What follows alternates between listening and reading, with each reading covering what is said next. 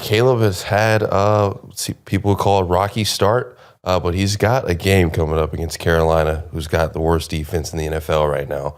So this feels like it should be a Caleb breakout game.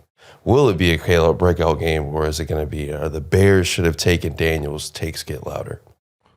Okay, well, listen. Yeah, if Caleb plays poorly, that's going to be a big problem because you're right about Carolina's defense.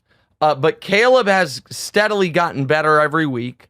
His completion percentage has gone up. His passer rating has gone up. He has looked more comfortable each and every week. For Caleb, first 10 quarters of the season versus last 6 quarters of the season, you see a significant jump around halftime of last week's game. Not last week's, 2 weeks ago game, pardon me. What was that game? Who did they lose to 2 weeks ago when he threw the Bears played? I'll pull it right now. I can't. Oh, the Colts.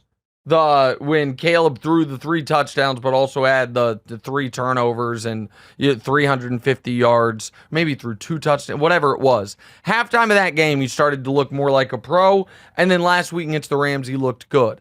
But he does need to play well. And man, here is the thing about how quickly narratives can shift. So I believe the Bears are going to win at home against the Panthers, and you have to believe that they're going, even though it's in London, that they're going to be able to beat the Jaguars in London in a week, who look just totally, they look like the worst team in football. That would put them, DeMonze, at 4-2. The Washington Commanders this week have the Browns, then they're at the Ravens. They're 3-1. I think them being 4-2 after the next couple weeks is pretty realistic, right? You beat the Browns, lose to the Ravens. That next game then is, with both teams potentially sitting at 4-2, in Washington against Caleb Williams and the Chicago Bears. And both guys I think both guys will be 4-2. Caleb will be on a little 3-game winning streak. Jayden coming off a loss to the Ravens. And we can see how narratives start to shift and change. Now, maybe Jayden right now, I think, is the league MVP. So I'm not underselling what he's doing. I know people are talking Darnold. Right now, DeMonze, if there was a ballot, I think Jayden should be number 1. The defense is dreadful. He's playing perfect football week after week. So I'm not taking anything away from him. I'm just saying in 3 weeks' time, the whole thing could be turned on its head. If they're both 4-2 going into that game, that game's going to be huge. What the splits are by the time they get there. It's buried at 1 o'clock.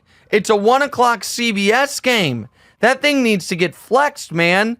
That is, I mean, Jayden, Caleb. Now, not if the Bears looked, maybe the Bears lose to the Panthers and the Jags, and then it's not a big game. But I don't think that's going to happen. And so I think Caleb showing a little steady progression is all we could ask for. Jayden is, Jayden, again, he's the MVP of the league for the first 4 weeks of the year. It's truly unbelievable. Hey, thanks for watching. Hit the subscribe button to get more from the show, and make sure to click the bell to get notified every time new content drops. Check out full episodes of What's Right wherever you get your podcasts, or just click the link in the description below.